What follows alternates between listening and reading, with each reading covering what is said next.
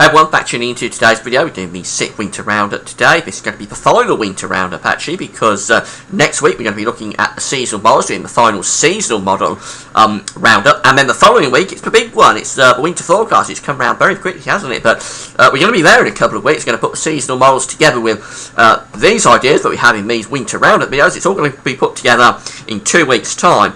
When we do the winter 13-14 seasonal forecast. So it's getting very, very close now. Really are counting down the days to the big one on December the 1st. Now, before I go on videos, just to talk about the advertising. There's video ads on my pages at GazWorthBiz.com. Hit play on the video ad. You'll be supporting GazWorthBiz.com. Thanks so much for doing that. I know that you do support the website. Keep supporting the website. You will be supporting GazWorthBiz by doing that. It allows me to sit here and talk to you via the website. So it pays the website, it pays for me to have the website and to talk to you via the website. So it's a means to an end, and thanks so much for your support. Gaz Shop is open, so if you want to do any Christmas shopping at Amazon, click through the Amazon banners in Gaz Shop. You'll go to Amazon, just do your Christmas shopping as normal to Amazon, but by clicking through the banners it means that GazWorthBiz will get a royalty fee on anything you purchase. And again, thanks so much for doing that. So, the cough. As you know, I've had the cough for several weeks now. It's highly annoying. I know quite a few of you are quite concerned about the cough. Please don't be alarmed. I'm not particularly ill with it. It's just very, very annoying and irritating. I am going to be having some investigations next week to see quite what's going on. I'm sure it's nothing serious, or nothing to be worried about, but it has gone on a long time, so it is time, I think, to start getting it sorted out. So please don't be alarmed if I have to stop and have a cough. I've got my hot toddy with me, so hopefully that will keep my vocal cords and throat warm if I have to stop and have a drink. And just enjoy the video, really. The video is going to be kept here on my homepage for several days. If you can't watch it all in one go, it's going to be quite a long video. Throat and cough willing, it will be a long video. So if you can't watch it all in one sitting, do come back and watch it whenever you want. And just thanks for the video. Thanks so much for your support. So we're going to start off with the sea surface temperature anomalies. We're going to have a look at the Pacific and the Atlantic Ocean specifically. And first of all, I want to start off in this northeastern portion of the Pacific, just up here, where we've got some quite warm temperature anomalies. Now, that's very unusual, certainly for this sort of era of the cold PDO. And by the way, the PDO is just here, this cold water here. The PDO is an oscillation of cold and warm sea surface temperature anomalies. It changes on around a roughly 30-year average. We're in the era of the cold PDO at the moment, and likely to stay that way for another 20 years or so. So when we've got this warm water up here, it's quite unusual to get that with a cold PDO. Although the PDO at the moment isn't very cold, and I think that's what's allowing this to take place. If this was really cold just here, I don't think we'd have this warmer water up in the northern part of the Pacific, off the coast of Newfoundland, Canada, and northeastern America. Nevertheless, we have got in. I've been having a look back at some past years where we had a winter that had this. I can't find many winters actually, but to have this in recent years, certainly in the last 10 years, very unusual. But going back beyond that into the 1990s, and particularly into the 1980s, it was more common. So some of the winters that had this warm anomaly in that part of the Pacific was, for instance, 1986, 1987, 1988, and 1989. Now, these are very, very different winters. Two very cold winters, or 87 had a very cold spell. It wasn't a particularly cold winter, actually, but you get the idea. Throughout those winters, 86, 87, 88, and 89, we've got some cold winters in there. We've got some mild winters in there. So I'm not sure, actually, that warm anomaly up in that part of the Pacific really has that much bearing on events in the coming winter.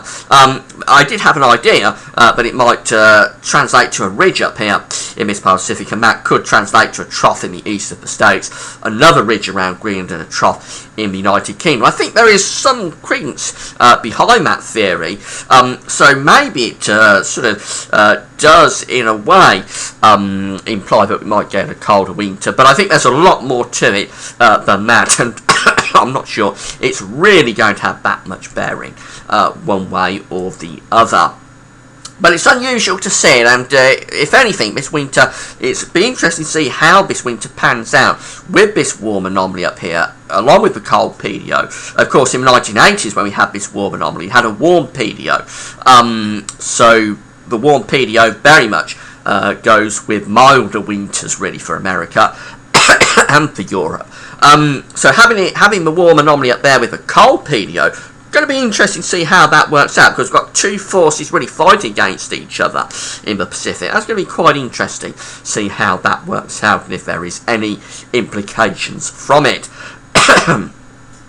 Now, the next region we're interested in is the ENSO region. Warming has definitely taken place in the ENSO region. Particularly, the warming is focused in this middle part of the Pacific region, just here. So we have shifted, I think, in the middle part of the Pacific from being on the cold side of neutral to being on the warm side of neutral. We certainly haven't got an El Nino at this stage, and I'm not really, to be honest, expecting an El Nino this winter. We could just possibly get up to the El Nino threshold, but I don't think we will. I think we're going to stay at neutral, but we're going to stay on the warmer side of neutral as opposed to the colder side of neutral, which we have been on. What's quite interesting, though, about this is that this middle part of the Pacific is warmer than this eastern part of the equatorial Pacific going towards Peru. So we've got warmer in the middle part of the Pacific, although we're not an El Nino. We are warmer in the middle part of the Pacific as opposed to the Peruvian side of the Pacific, or the eastern side of the equatorial Pacific, I should say. Now, when that happens, that is an indicator for a cold winter in the United States. This is a theory from Joe Bastardi. Joe Bastardi very much likes this idea, but when it's warmer in this middle part of the ENSO region as opposed to the eastern Peruvian part of the ENSO region, just here, when it's warmer there, that very much does translate to a colder winter for the United States. I'm not sure that it has that much implication for British Isles, but it certainly implies that they're going to be blocking across Canada, forcing cold air down into the United States. So when you put everything together, this up here, and the warming in the middle part of the Pacific as opposed to the Peruvian eastern side of the equatorial Pacific, it does very much imply that I think the States is going to be in for a cold winter, because I think we get some sort of a ridge up here around this warmer water around Alaska, which will, I think, translate to a trough on the eastern side of the state. So central, eastern, northeast parts of states, I think, will be in for a cold winter this year. That's my punt for America. Now, our weather is going to be more dominated by the Atlantic, and what we're looking for in the Atlantic is the tripole, which is the warm, cold, and warm bands. Now, the Atlantic is warm because we're in the warm phase of the Atlantic multi-decadal oscillation, which is very similar to the PDO. The AMO is a 30-year cycle of warming and cold, cooling in the Atlantic. But we don't have the tripole. We had the tripole in May. I did the NAO forecast in May for the winter, saying that in theory the tripole should re-emerge as we go to the winter. There's not really much sign of the tripole coming back, to be honest, at this stage. We'll keep monitoring it, though, because the tripole could re-emerge as we go up towards winter, and it may re-emerge later on in the winter as well. I'm going to have to make a punt when I come to do the winter forecast on whether I think the tripole will come back as we go through the winter, because I don't think we're going to have a tripole to start the winter. So I'm going to have to either go with my NAO forecast, say that tripole will come back later on in winter, or I'm going to have to say that the NAO forecast this year was incorrect. So it'll be interesting to see what happens with that once we get to the winter forecast. I'm not sure just at the moment. Next thing I want to look at is solar activity. Activity has increased, and we're now about as active, or maybe a little bit below, but we're almost as active as we was just here.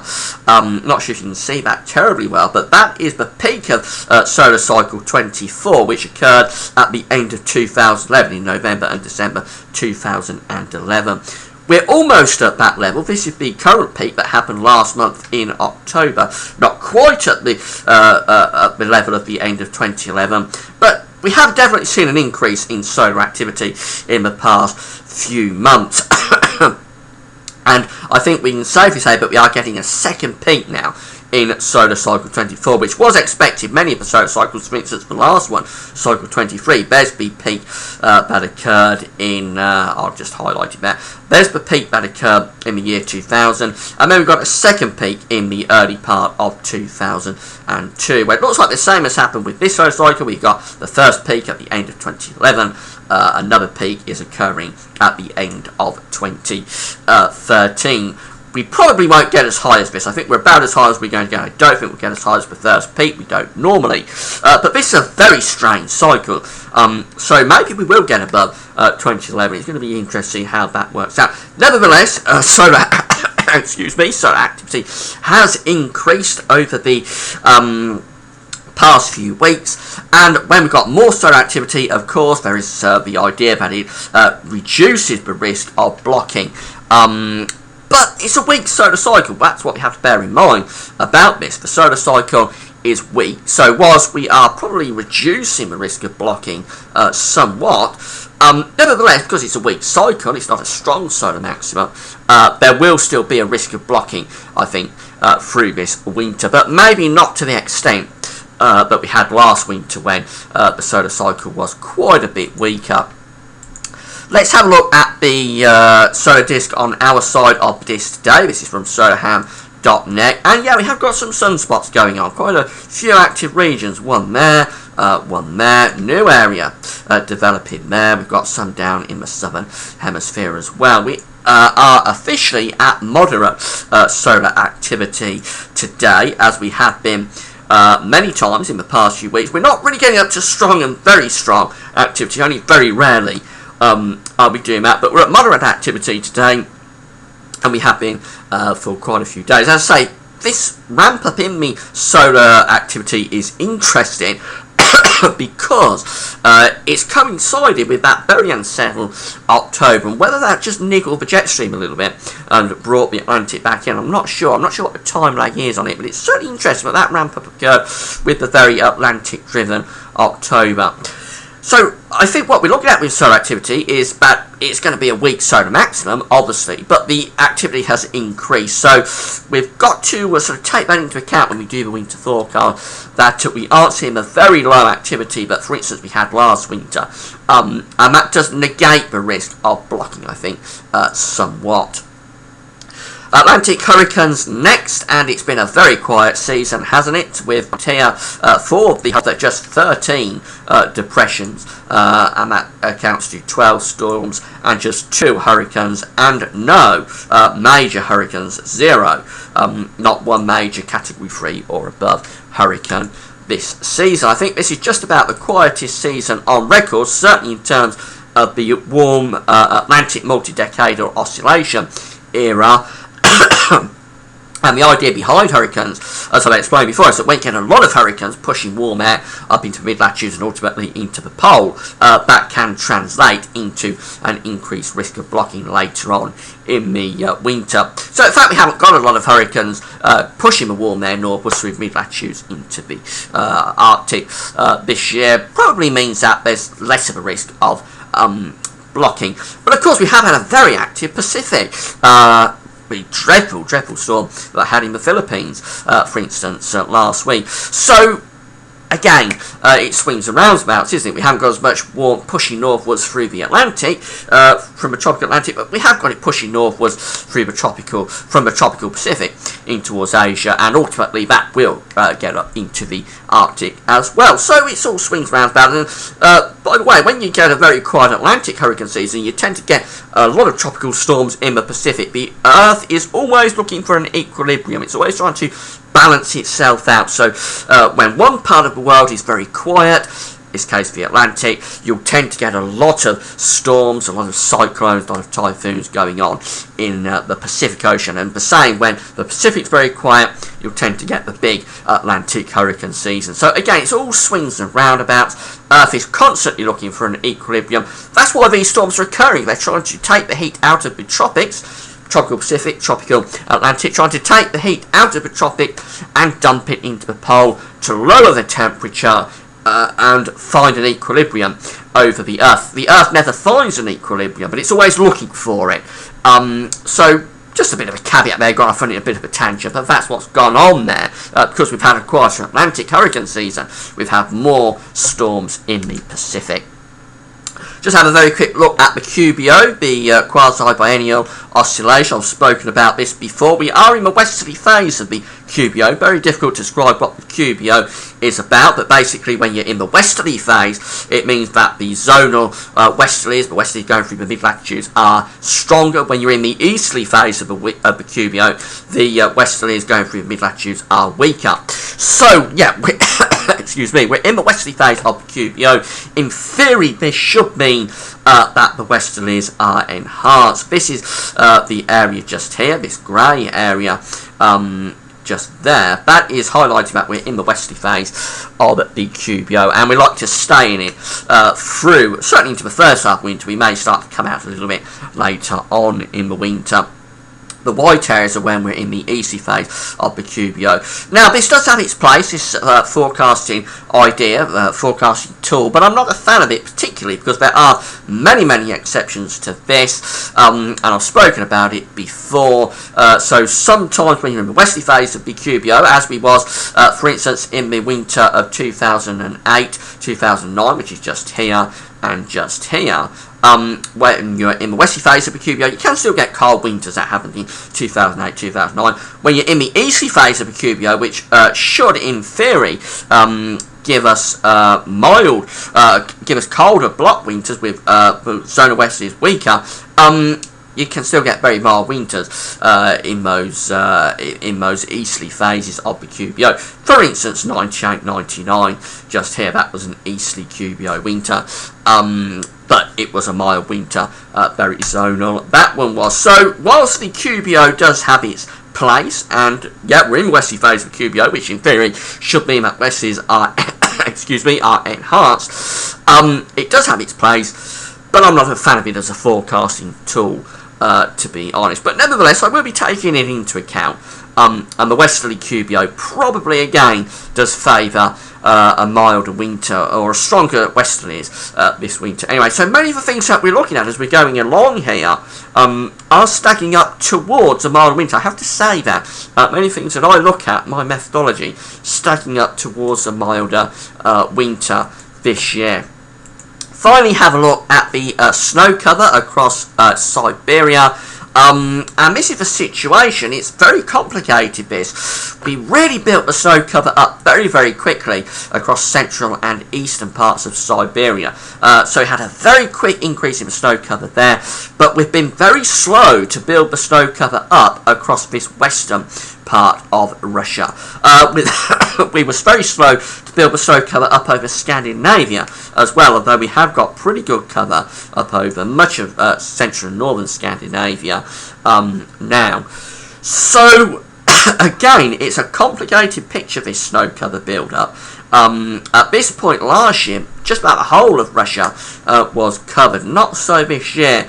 Now, this snow cover building up over here very quickly, that, I think, again, gives the risk of a much colder winter for the United States, because I think the blocking will tend to go that way, across the pole into Canada, and once the blocking gets to Canada, it'll push the cold air down into central, northern and eastern parts of the States. But for us, it's a complicated picture, because we haven't pushed the snow cover into western Russia, as I like to see.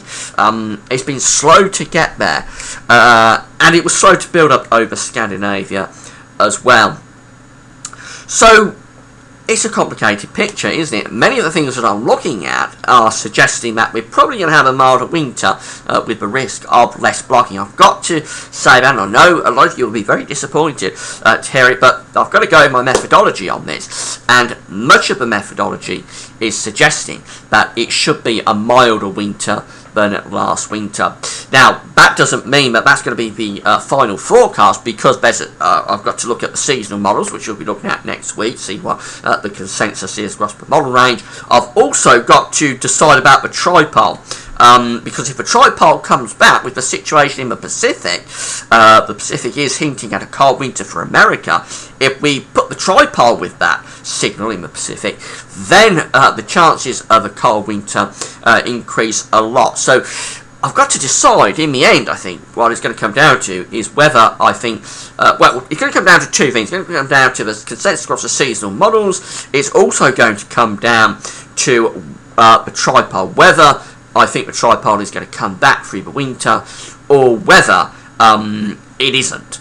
And ultimately, I've got to make a guess on that, or I've got to make a forecast about it, an educated guess, I suppose, in a way. It's going to be interesting to see what I go with. I'm still not entirely certain. I am getting a bit of a picture forming in the back of my mind about what I think is going to happen, but a couple of weeks still to go. And the seasonal models next week are going to be all important. Hope you found the video interesting. It's probably not what a lot of you wanted to hear, I know that.